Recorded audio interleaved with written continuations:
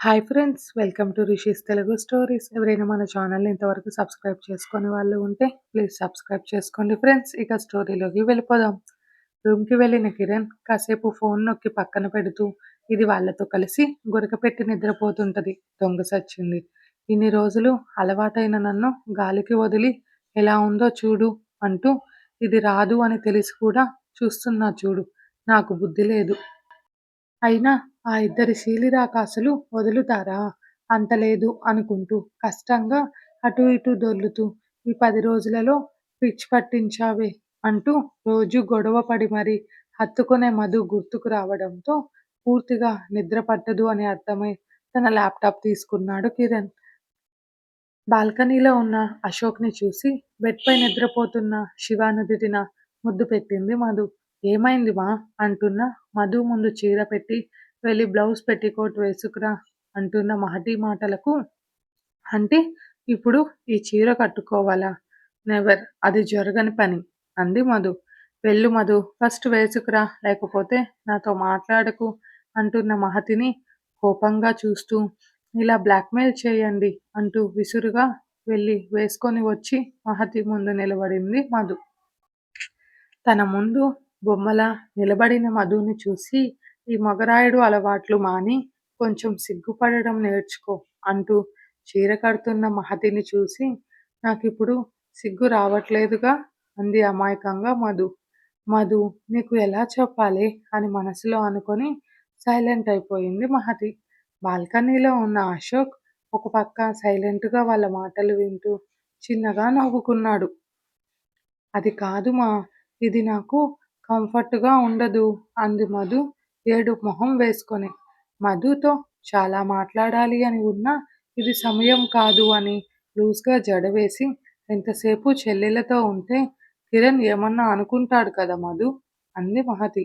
అతను నీ భర్త, ఇక్కడికి వచ్చినప్పుడు అన్నీ నువ్వే అందివ్వాలి కదా అని మహతి అనడంతో కదా చచ్చాను ఇప్పుడేమంటాడో వీళ్ళతో మాటల్లో పడితే అన్నీ మర్చిపోతా అనుకుంటూ కట్టింది చాలేమా గుడ్ నైట్ అంటూ ఫాస్ట్‌గా పరిగెడుతూ వెళ్ళింది మధు. ఎప్పటికి మారుతుందో ఈ పిల్ల అనుకుంటూ నిట్టూర్చింది మహతి. ఇప్పుడు ఈయనగారు ఎన్ని అంటారు అంటూ లైట్స్ కూడా ఆపేశాడుగా అని డోర్ తీసి లాక్ వేయలేదా అనుకుంటూ లోపలికి వెళ్ళింది.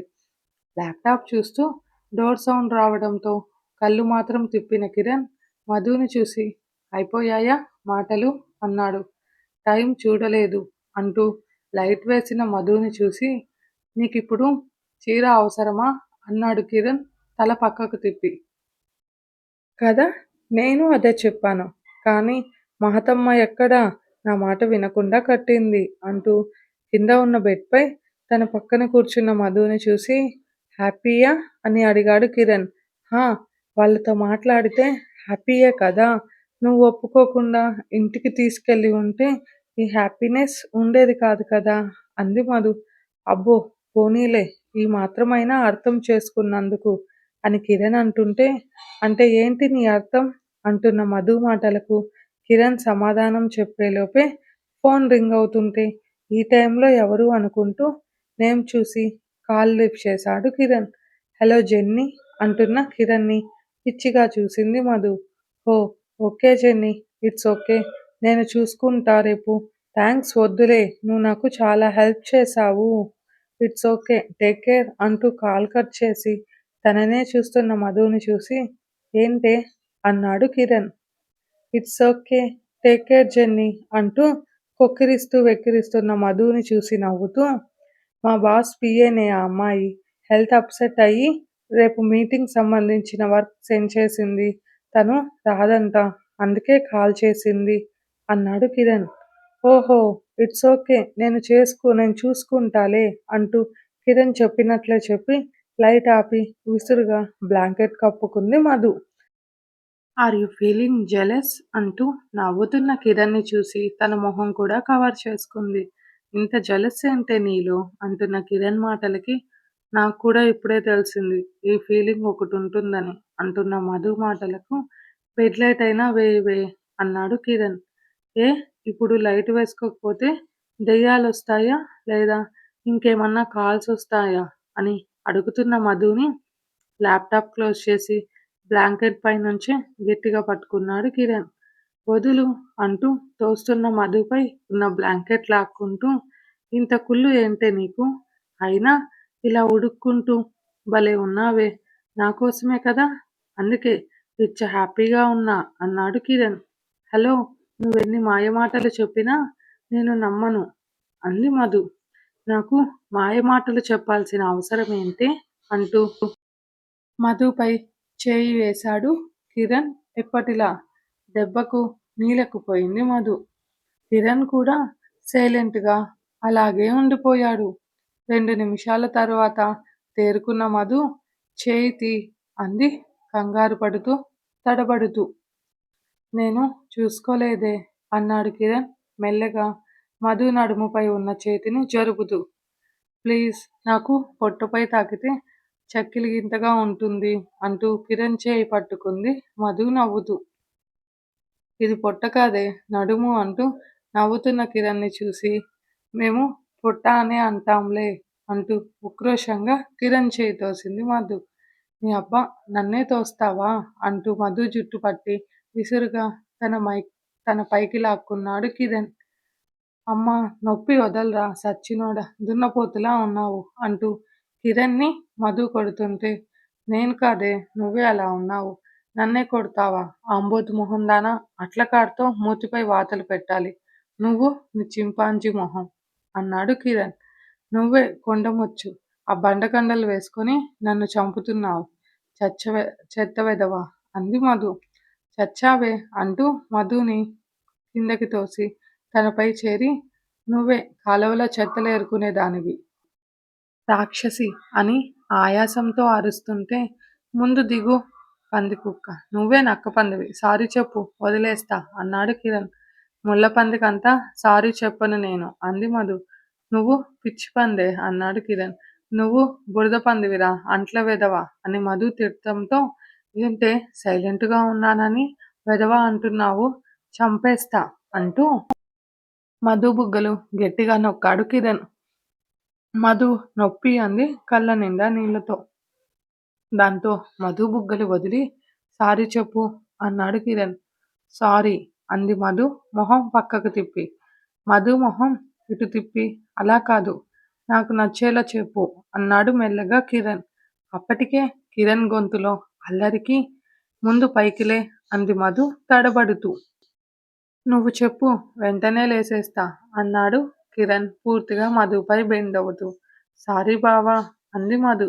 నత్తేమన్నా ఉందే నీకు, బాగా చెప్పు అంటూ నవ్వుతున్న కిరణ్ని చూసి. ప్లీజ్ అంది మధు క్యూట్గా ఫోర్స్ పెడుతూ. నో నెవర్ అంటూ మధు మొహం చూసి పంటి కింద పెదవిని అదుముకుంటూ, సారీ చెప్తావా ముద్దు పెడతావా అడిగాడు నవ్వుతూ. ఆ మాటకు తన కళ్ళని పెద్దవి చేసి, ఇది చీటింగ్ అంది మొహమంతా ముడుస్తూ Madhu. No baby, this is fighting అంటూ మధు చేతులు వదిలి తన చేతులని మధు నడుముపై వేయడంతో, బావా ప్లీజ్ అంది లో వాయిస్తో కళ్ళు మూసిన మధు. హా, సేమ్ ఇలానే సారీ చెప్పు అన్నాడు కిరణ్ తన చేతి వేళ్ళని మధు నడుముపై కదిలిస్తూ. నువ్వే చెప్పావు కదా మన మధ్య సారీలు ఉండకూడదని అంది చిన్నగా మధు. అది మిగిలిన విషయాలలో, ఇప్పుడు మాత్రం ఇలా కానిచ్చేద్దాం అంటూ నడుముపై ఉన్న తన చేతిని కిరణ్ నొక్కడంతో, బావా అంటూ సౌండ్ చేస్తున్న మధుని చూసి కిరణ్ చూపులు మధు ఫేస్ నుంచి కిందకు వెళుతుంటే, కొట్లాడడంలో చెదిరిన పైట వలన మధు ఎద తనకి కనువిందు చేయడంతో మౌనంగా మధు గుండెలపై వాలిపోయాడు కిరణ్.